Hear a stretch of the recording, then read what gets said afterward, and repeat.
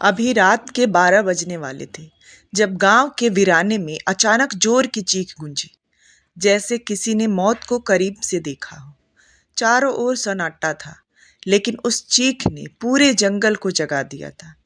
कोई कहता है कि ये मंजुलिका की आत्मा थी, जो हर अमावस्या की रात यहाँ भटकती है।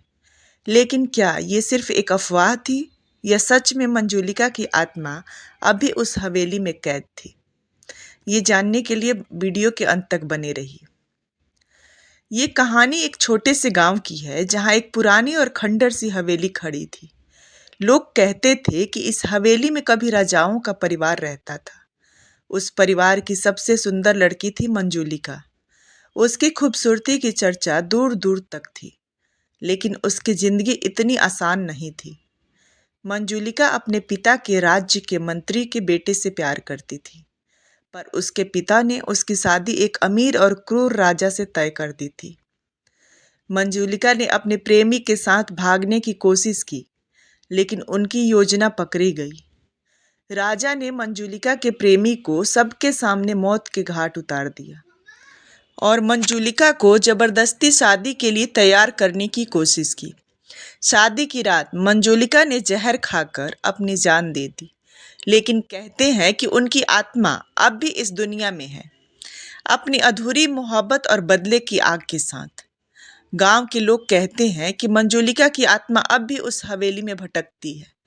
जिसने भी उस हवेली में कदम रखा वो जिंदा वापस नहीं आया।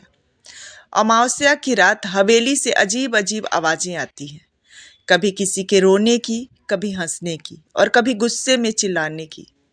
रामू काका, जो गांव के सबसे बुजुर्ग व्यक्ति हैं, उन्होंने एक बार बताया था कि मैंने अपनी आंखों से मंजुलिका को देखा है। लंबा घूंघट, लाल जोड़ा और आंखों में खून जैसा गुस्सा। वो हवेली के बरामदे में खड़ी थी और जैसे ही मैंने उसे देखा, मेरे पैर सुन्न हो गए। उसने एक जोर की चीख मारी और मैं बेहोश होकर गिर पड़ा। जब होश आया तो मैंने खुद को गांव के बाहर पाया। गांव के कुछ युवकों ने उस हवेली के रहस्य को सुलझाने का निश्चय किया। उन युवकों में एक था अरुण, जो शहर से पढ़ाई करके लौटा था। उसे इन भूत प्रेत की कहानियों पर यकीन नहीं था। उसने अपने दोस्तों के साथ अमावस्या की रात उस हवेली में जाने का प्लान बनाया। जब वे सभी हवेली के अंदर पहुंचे तो वहां अजीब सी ठंड थी। हवेली के हर कोने में सन्नाटा था, लेकिन ऐसा लग रहा था जैसे कोई उन्हें देख रहा हो। उन्होंने देखा कि हवेली की दीवारों पर खून के धब्बे थे। अचानक एक कमरा बंद होने की आवाज आई। अरुण और उसके दोस्तों ने हिम्मत करके उस कमरे में झांका जहां से आवाज आई थी। वहां एक बड़ा दर्पण था। जैसे उन्होंने दर्पण में देखा, मंजुलिका लाल साड़ी में खड़ी हुई दिखाई दी। उसकी आंखें जल रही थी और उसकी आवाज पूरे कमरे में गूंज रही थी। तुमने मुझे क्यों सताया? मेरे प्रेम को क्यों मारा? अरुण ने हिम्मत जुटाकर पूछा कि तुम कौन हो और हमें क्यों सता रही हो? मंजुलिका की आत्मा ने बताया कि वह इस दुनिया से तब तक नहीं जा सकती जब तक उसके प्रेमी की मौत का बदला ना लिया जाए। उसने यह भी बताया कि जो राजा उसकी शादी का जिम्मेदार था, उसकी वंशावली अब भी इस गांव में रहती है। अरुण को धीरे धीरे सच्चाई का एहसास हुआ। उसने और उसके दोस्तों ने मिलकर गांव के उस परिवार को खोज निकाला जो राजा के वंश से था। जब मंजुलिका की आत्मा को वह परिवार मिला तो उसने क्रोध से उन्हें सजा देने की कोशिश की, लेकिन अरुण ने मंजुलिका को समझाने की कोशिश की। उसने कहा कि बदले से कुछ नहीं होगा। अगर तुम अपने प्रेमी से फिर मिलना चाहती हो तो इस घृणा को छोड़ दो।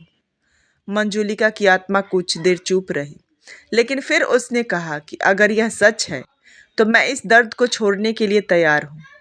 गांव के मंदिर में पूजा रखी गई और मंत्रोच्चार के साथ मंजुलिका की आत्मा को शांति दी गई। वह आत्मा धीरे धीरे गायब हो गई और हवेली से आने वाली अजीब आवाजें भी बंद हो गई। गांव के लोगों ने अब उस हवेली को मुक्ति भवन कहना शुरू कर दिया। मंजुलिका की कहानी ने सबको सिखाया कि प्यार में विश्वास और क्षमा ही सबसे बड़ी ताकत है। लेकिन कहते हैं कि कभी कभी रात को हवेली के पास से गुजरते हुए मंजुलिका की हंसी की हल्की गूंज सुनाई देती है, जैसे वह अब भी अपने प्रेमी के साथ कहीं आसमान में खुश है।